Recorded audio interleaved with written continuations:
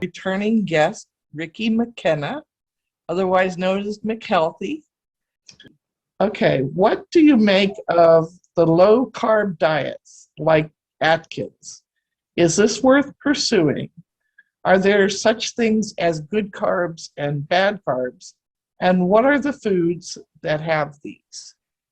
Okay, thank you for the question. And yes, the low carb diet, after all the years of low fat dieting, people have eaten carbs such as breads and pastas and sweets and anything with flour in it, with the exception of something like using cauliflower flour, popcorn, pretzels, anything like that. Those carbs, everything turns to sugar in your body.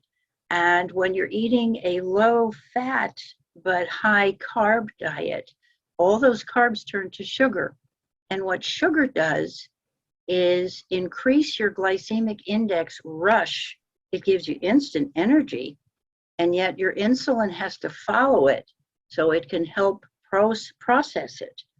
So that when you're eating many, many carbs, when your insulin can't keep up with it, which it can't unless you're eating a balanced diet, what the body does is store those carbs as sugar in your body, and it turns to fat. So therefore, the low carb diet, I think, is very important.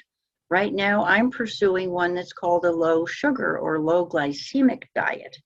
Now, I want to back up a little bit and say, Pat, that diets will work for a little while. What people consider diets, I call diet everything you put into your mouth.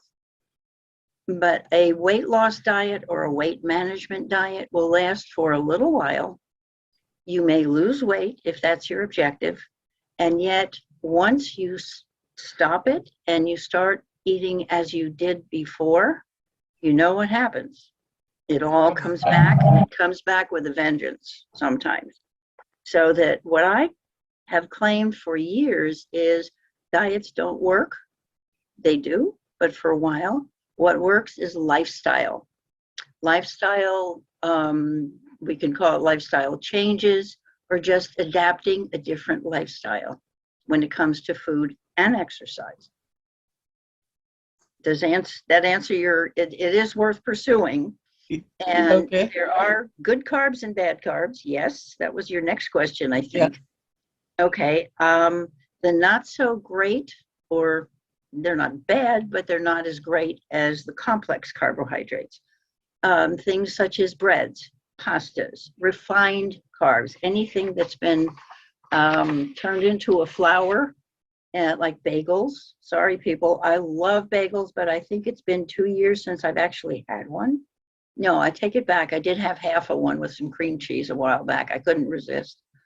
But fruits, juices from fruits are refined carbs because you're actually squeezing and you get the juices, which are wonderful, but they're full of sugar. They concentrate the sugar. For example, if you eat an orange versus just drinking orange juice, you get the same kind of energy, but you also get the other minerals and vitamins that are in the orange pith and the coats, the things that get squeezed out. So anything like that, popcorn, pretzels, ice cream, those are not considered the best carbs because they're refined and they are probably add to your sugar for sure. What are healthier are called complex carbohydrates, like beans and nuts, things like vegetables, carrots, potatoes, and sweet potatoes especially, zucchini, squash, tomatoes. Those are examples of carbohydrate foods that contribute to your betterment rather than contributing to your glycemic index going sky high. Just to give you an example, I think you asked, what is the glycemic index? That was my next question. Okay, I've got actually a dictionary definition here. It's the index is the entry rate of a carbohydrate of food that you eat. For example, let's say a slice of bread. And even if you do something like a slice of whole wheat bread, The glycemic index is the rate of carbohydrate and insulin rise into the bloodstream. And the lower the glycemic index, the slower the insulin rise and the rate of absorption into your body. The rate of the insulin rise and the carbohydrate, the glycemic index, you want ideally to be the same so that they both come up at the same time. It's hard for me to pick up left or right here. Okay, if you've got glycemic, you've got let's say you're eating a piece of bread and butter. Okay, it's rising up and your insulin goes with it. And then all of a sudden the bread and butter takes off and the insulin can't quite keep up with it.